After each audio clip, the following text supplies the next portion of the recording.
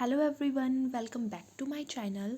तो आज जो टॉपिक हम गाइस करेंगे that is human resource policies को फॉर्मुलेट करने का क्या प्रोसेस होता है। देन हम देखेंगे कि क्या स्कोप एंड कवरेज है हमारी ह्यूमन रिसोर्स पॉलिसी की, एम्प्लॉयमेंट वगैरह से रिलेटेड हमारी जो है ट्रेनिंग डेवलपमेंट, इन सारे जो ये स्कोप है इसका इन सारे टॉपिक्स को कवर अप करता है। इन सारी चीज़ों के ऊपर पॉलिसी बनाई जाती है। उसके बाद हम देखेंगे कि क्या क्या ऑब्स्टिकल्स आते हैं हमारी ह्यूमन रिसोर्स पॉलिसी को बनाने के टाइम पर। ठीक है गाइस, तो हमने इसी टॉपिक से रिलेटेड ऑलरेडी हम एक वीडियो कर चुके हैं जिसके अंदर हमने देखा था कि ह्यूमन रिसोर्स पॉलिसीज़ क्या होती हैं, उनकी हमें क्या ज़रूरत है, उनकी नीड एंड इम्पॉर्टेंस हमें क्यों महसूस हुई, एक ऑर्गेनाइजेशन को एचआर पॉलिसीज़ क्यों बनानी की नीड महसूस हुई। उसके बाद हमने करैक्टरिस्टिक्स देखे थे हमारी एचआर पॉलिसीज़ की। एंड देन हमने देखा था कि कौन कौन से टाइप्स की एचआर पॉलिसीज़ होती हैं। और वन पॉइंट मोर हमने ये भी देखा था कि हमारी एचआर पॉलिसीज़ कैसे बनती है, किनके पास राइट होता है एचआर पॉलिसीज़ को फॉर्मुलेट करने का। तो गाइस, आज जो टॉपिक हम सबसे पहले करेंगे, हम देखेंगे कि हमारी एचआर पॉलिसी को बनाने का क्या प्रोसेस है। तो गाइस, एचआर पॉलिसीज़ होती हैं ह्यूमन रिसोर्स से रिलेटेड एक ऑर्गेनाइजेशन जो पॉलिसीज़ बनाती है जिसके अंदर लिखा होता है कि उनके ह्यूमन रिसोर्सेज को कैसे ट्रीट किया जाएगा, स्पेसिफिक सिचुएशन के उनके में उनके साथ कैसे बिहेव किया जाएगा, उनके अगर उनको प्रमोट करना है या फिर उनको ट्रेनिंग प्रोवाइड करनी है या फिर उनकी सैलरी वगैरह से रिलेटेड, इंसेंटिव से रिलेटेड क्या पॉलिसी है एक ऑर्गेनाइजेशन की। अगर वो कुछ मिसकंडक्ट करते हैं तो क्या पॉलिसी है, कैसे उनके साथ बिहेव किया जाएगा। तो these are the human resource policy जो कि बनाई जाती हैं एक ऑर्गेनाइजेशन के अंदर, जिससे क्या होता है कि सारे के सारे जो बहुत सारे एम्प्लॉयज़ होते हैं एक ऑर्गेनाइजेशन के अंदर, उनको ऐसा ना लगे कि किसी को फेवर किया जा रहा है, डिस्क्रिमिनेशन हो रही है उनके साथ, उनको सबको एक जैसा ही उनके साथ बिहेव हो रहा है, उनको एक ही पॉलिसी पे वो बेस्ड हैं।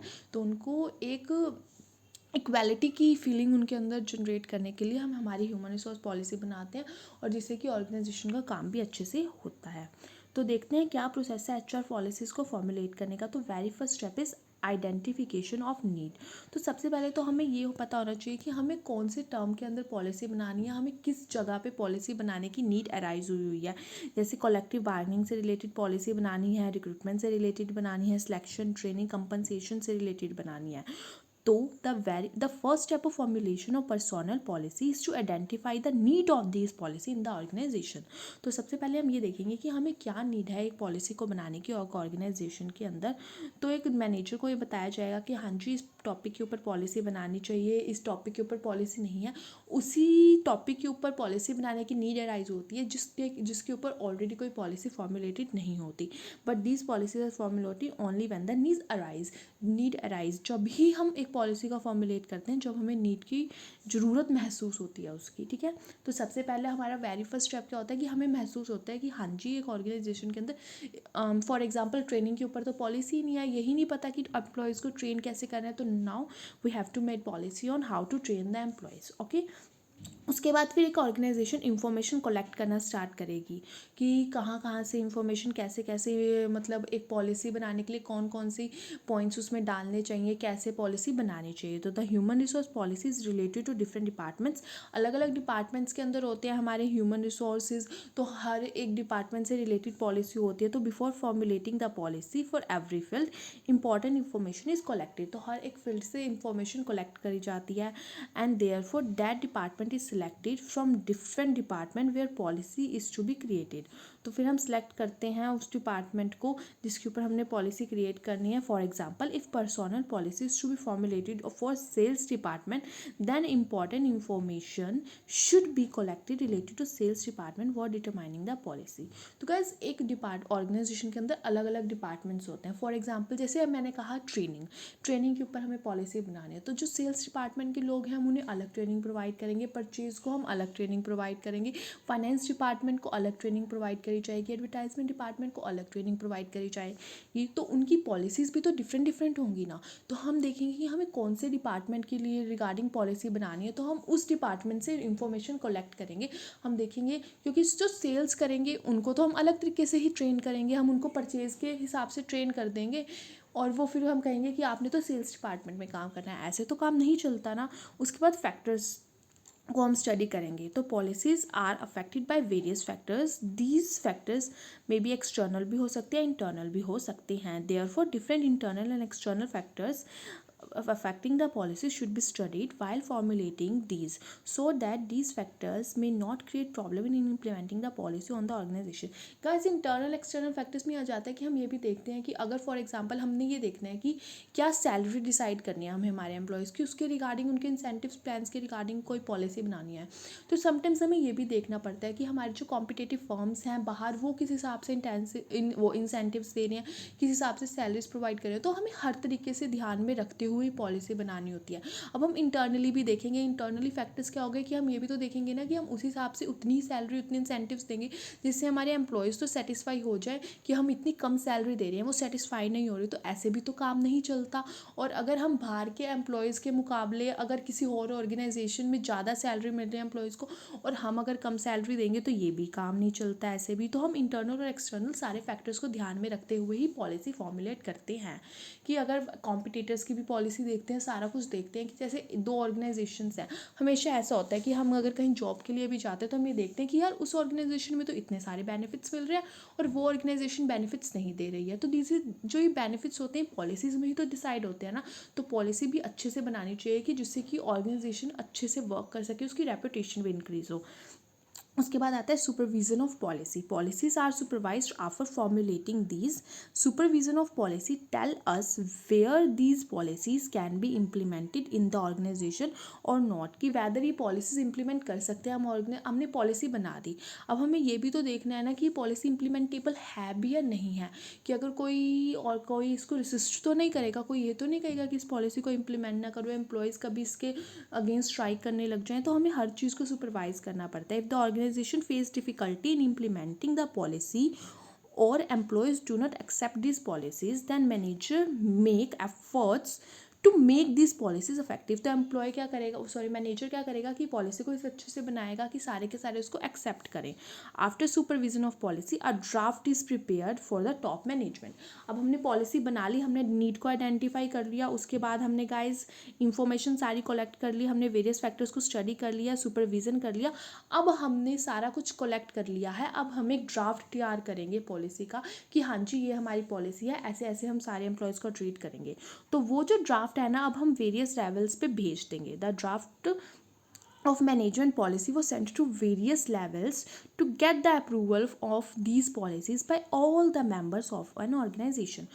ऑब्वियस सी बात है, there are lots of departments, lots of levels of management, अलग अलग जो होता है, मिडिल लेवल, टॉप लेवल, तो वो सारे के सारे लेवल को हम भेजेंगे ड्राफ्ट्स, फिर उनसे इंफॉर्मेशन देखेंगे कि उनको पूछेंगे कि हाँ जी ये पॉलिसी सही है या नहीं है, उनके रिव्यूज़ लेंगे, उनका अप्रूवल लेंगे। तो these policies are made with the support of all the employees working in the organization. सारे के सारे एम्प्लॉयज़ का वो भी तो ज़रूरी है ना, हामी भी तो ज़रूरी है, उनका अप्रूवल भी तो ज़रूरी है। अगर कोई एम्प्लॉय डिससेटिस्फाई होगा तो वो तो अच्छे से काम नहीं हो पाएगा ना, तो हमें सारे के सारे एम्प्लॉयज़ का अप्रूवल मिलेगा and therefore it is expected that all the employees should accept this policy.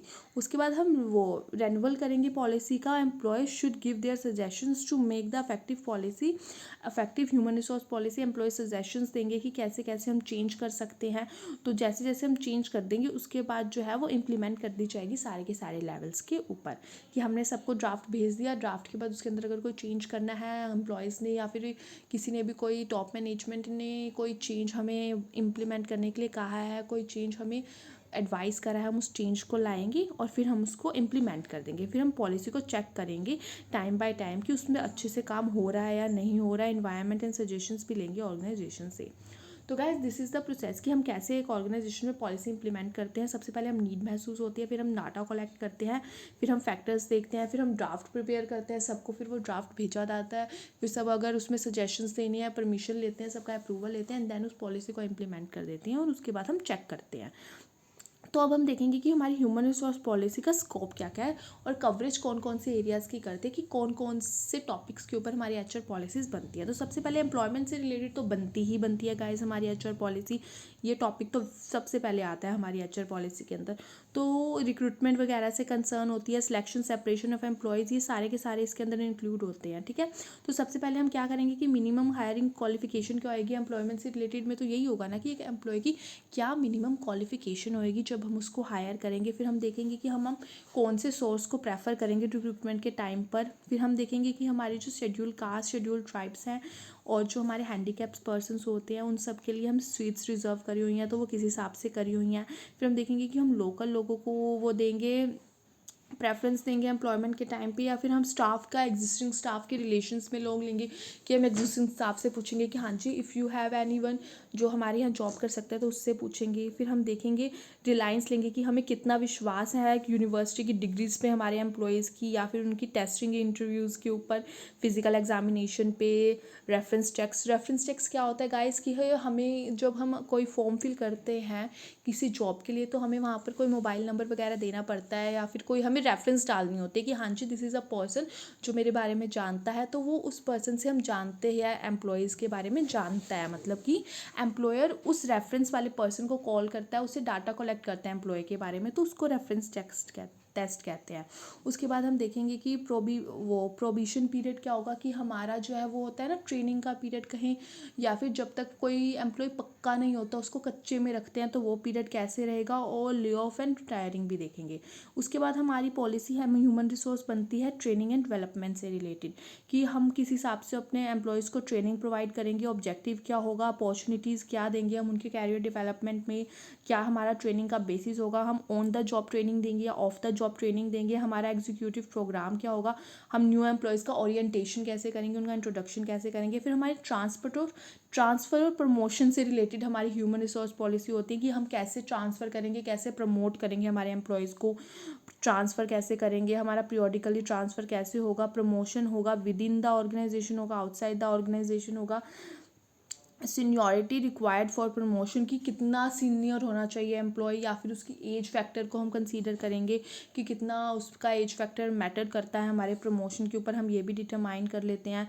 Relative wages to seniorities and merits in promotion, की हम मेरिट्स भी देखेंगे प्रमोशन में किन बेसिस के ऊपर हम ट्रांसफ़र करेंगे एंड प्रमोशन करेंगे। ये सारी चीज़ें भी हमारी ह्यूमन रिसोर्स पॉलिसी के अंदर ऑलरेडी प्री डिसाइडेड होती है। सीनियर्स को जो हम राइट देंगे सीनियरिटीज़ को वो क्या होगा, चैनल ऑफ प्रमोशंस हमारे क्या होंगे, कैसे कैसे हमारा प्रमोशन होगा। फिर हमारी कंपनसेशन हम कैसे प्रोवाइड करेंगे, सैलरीज वगैरह कैसे प्रोवाइड करेंगे, इससे रिलेटेड भी हमारी ऑलरेडी पॉलिसी फॉर्मुलेट होती है कि हम जॉब इवैल्यूएशन सिस्टम क्या रहेगा, एक जॉब को हम कैसे इवैल्यूएट करेंगे। जॉब इवैल्यूएशन क्या होता है कि चेक करना कि एक जॉब को कितनी सैलरी प्रोवाइड करनी है, उसकी कैपेसिटी के हिसाब से, उसमें जितने एफर्ट्स लग रहे हैं उसके हिसाब से उसकी जो सैलरी है वो डिसाइड करना is known as job evaluation, एक जॉब को इवैल्यूएट करना।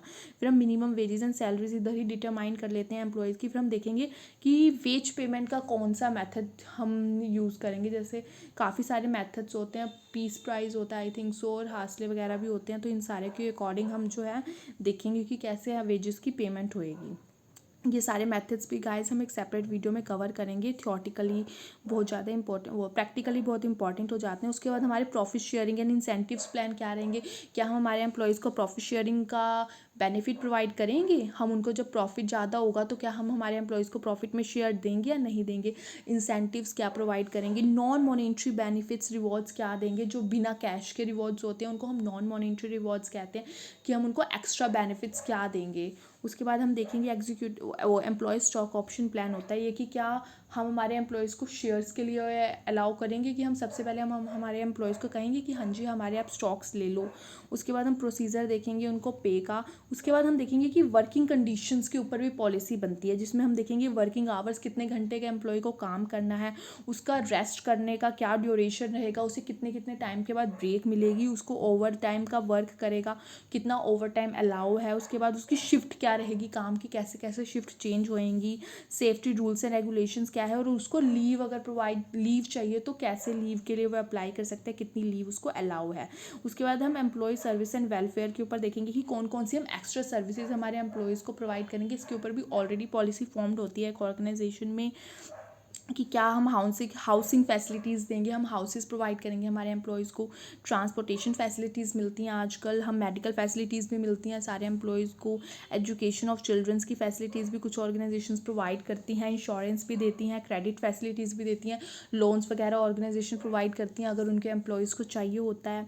फिर परचेज ऑफ कंपनीज प्रोडक्ट की डिस्काउंट पे उनको प्रोडक्ट प्रोवाइड करवा देना कंपनी के, सोशल सिक्योरिटी देना, financing of employee services, incentives to motivate कि कैसे हम हमारे एम्प्लॉयज़ को मोटिवेट करेंगे। फिर हमारी इंडस्ट्रियल रिलेशन के ऊपर भी हम बनाते हैं, हमारी पॉलिसीज़ बनती हैं, एचआर पॉलिसी हैंडलिंग कैसे करेंगे अगर कोई कंप्लेंट ग्रीवेंस आ जाएगा, कोई कंप्लेंट आएगी हमें अगर हमारे एम्प्लॉयज़ की कि यहाँ पे मिसकंडक्ट हो रहा है तो हम उसको कैसे हैंडल करेंगे, रिकॉग्निशन क्या करेंगे, ट्रेड यूनियंस की बातों को हम कैसे ध्यान में रखेंगे, कैसे उन्होंने अगर कोई रिकॉग्निशन दिया है तो उसको करेंगे हम फॉर्मुलेट। फिर सजेशन स्कीम कैसे रहेगी, डिसिप्लिन एंड कंडक्ट रूल्स हमारे क्या रहेंगे, वर्कर्स पार्टिसिपेशन इन मैनेजमेंट है गाइज, ये पूरा वर्ड यहाँ पे, तो वर्कर्स की पार्टिसिपेशन इन मैनेजमेंट कैसे रहेगी। अब दीज आर द टॉपिक्स जिसके ऊपर गाइज हमारे ऑर्गेनाइजेशन के अंदर एक पॉलिसीज फॉर्मुलेट होती हैं।